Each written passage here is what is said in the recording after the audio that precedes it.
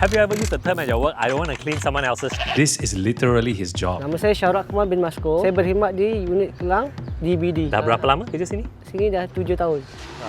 They sedang menjalankan their safety protocols just to make sure the pipe doesn't burst lah kan. All the tak nak sampai terkeluar. I shadowed the indoor water field crew for a day to find out why we are paying for that bill. They're going to sedut the septic tank, which means they're sucking out your We call this process desludging. Okay, sedut tu ambil masa dalam 20 minit lah. Satu hari berapa rumah disludging? 7 ke 8 rumah. So every workday for 7 to 8 houses, Sharo will be carrying out his Macam job. mana bang ni tahan bau? Dah terbiasa lah. It's part of the job dah.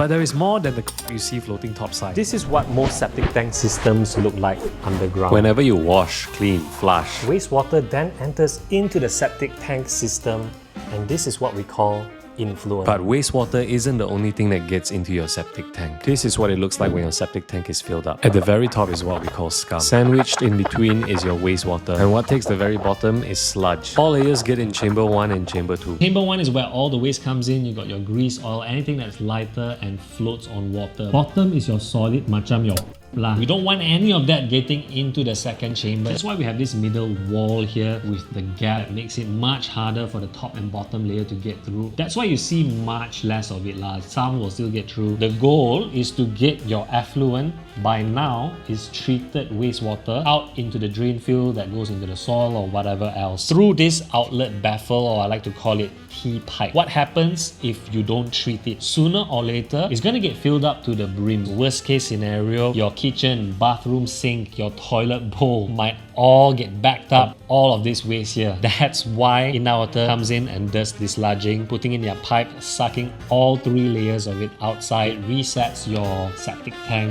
process again. Benda yang paling pelik yang you jumpa kat dalam sini apa? Biasanya yang paling rumit dalam kerja saya ni masalah sampah lah. Tersumbat macam plastik, baju, bergigi, pad. Tu tak boleh sedut lah. Kita memang kena angkat manual lah. I noticed them pouring buckets of water in the septic tank. Bang, kenapa tuang air macam tu? Untuk bagi ke sini lah. Lagi senang sedut jugalah.